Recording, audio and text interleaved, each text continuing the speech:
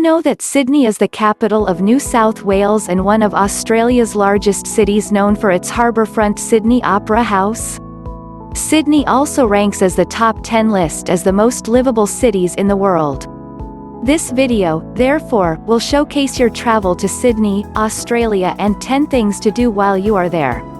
Sydney is world-renowned for its breathtaking harbour, busy but laid-back lifestyle, and glorious golden sandy beaches. Sydney is very multicultural and a definite must for any traveller. There is so much more to do here than you could ever imagine. It doesn't matter what your budget is, you will still have the time of your life. Here are top 10 things to do in Sydney. 1. Sydney Opera House. The Sydney Opera House is one of the most famous architectural landmarks in the world, and it doesn't matter how many photos you have seen, it will still wow you when you see it for the first time.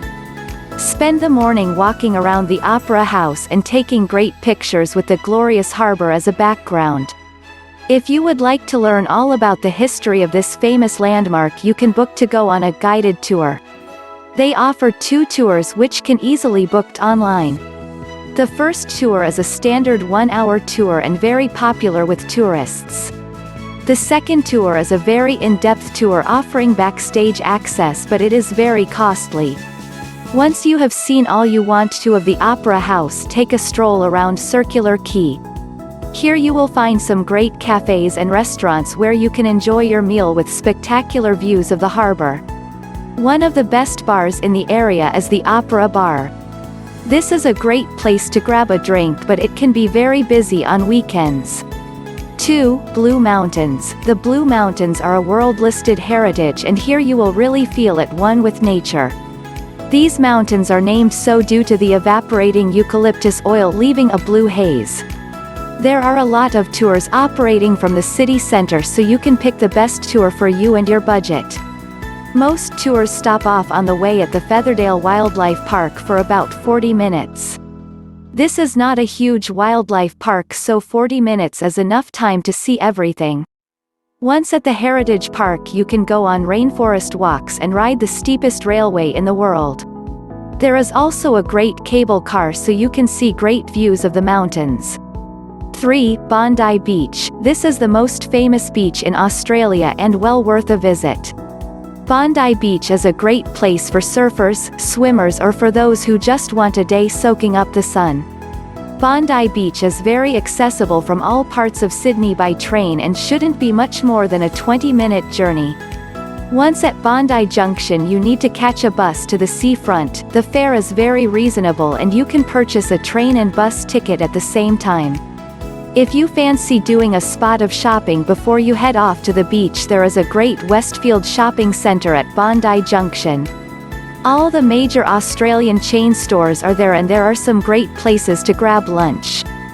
4. Sydney Harbour Bridge. The world's largest steel-arched bridge is an amazing sight. If you choose not to climb the bridge, then walking along the footpath is a definite must. Booking to take part in the bridge climb is easy to do online, but it is a little bit pricey. The climb takes 3 hours when you include all the safety preparations. The climb is not too hard, so all fitness levels can take part. Once you reach the top, you will be greeted with amazing views of Sydney, and this makes the price well worth it.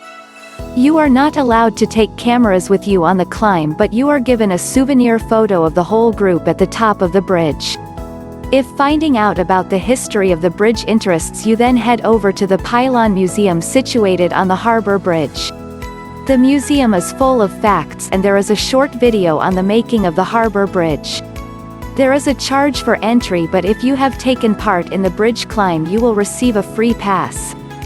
5. Taronga Zoo. This is a huge zoo opposite to the Opera House and is a great day for all ages. To get to Taronga Zoo, you need to catch a ferry from Circular Quay. You can purchase a joint ticket at the ferry terminal, which includes return ferry trips and the entry to the zoo. This is well worth doing, as you can avoid queuing to purchase tickets when you arrive at the zoo. The zoo is full of all different types of animals, and you can also partake in an animal encounter for an extra charge. All the information relating to the animal encounters will be on your guide map along with the costs. The zoo also has a great eatery offering a wide variety of hot and cold food. 6. The Rocks. This is an old-fashioned part of Sydney with cobbled streets and tons of character. The Rocks is full of quirky souvenir shops, great cafes and lots of bars with great beer gardens. This truly is one of the best places to spend a lazy afternoon in Sydney. At weekends you can also ride around the area in a horse-drawn carriage. The best time to visit the Rocks is at the weekends when they have their local market. The market operates Saturday and Sundays between 9 and 5. You can pick up some really great handmade goods here, and if space in your case is a problem for you, some stalls will post your purchase home for you. If ghosts and ghouls interest you, then book to go on the Rocks Ghost Tour.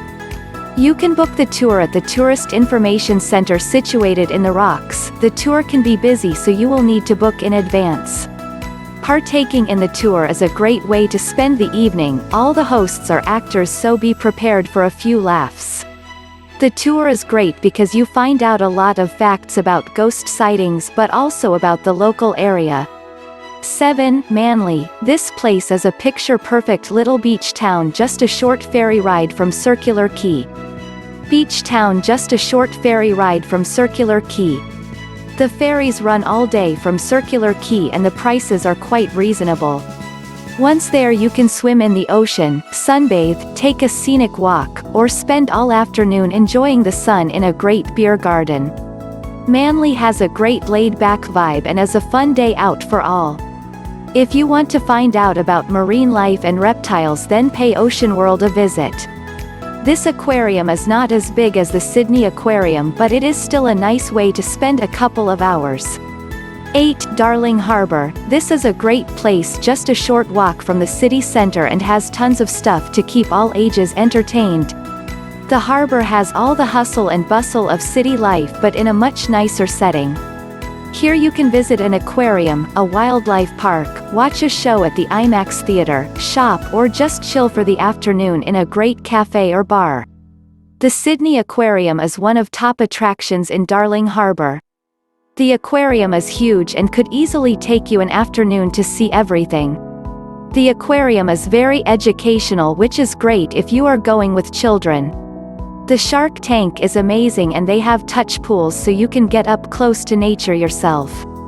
When purchasing your ticket you can also buy a combined ticket for the wildlife park as well. 9. Pitt Street Malls. The Sydney city centre is a haven of shops and a real must for any serious shopper.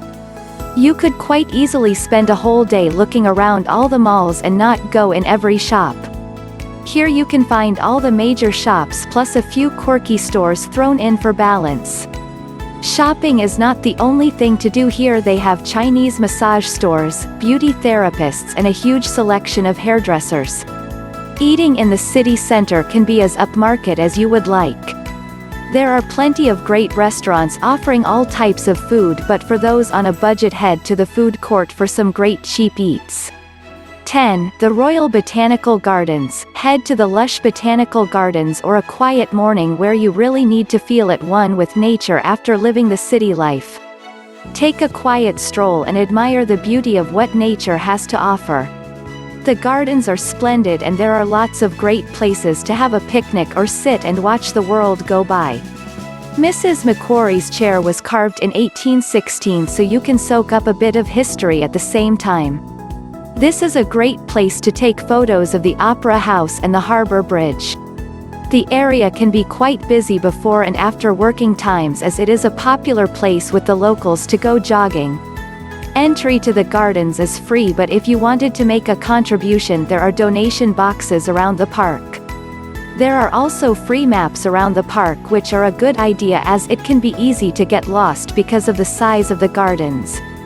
In the heart of the gardens there is a great cafe, but it can be a bit pricey, so if you are on a budget, bring your own food.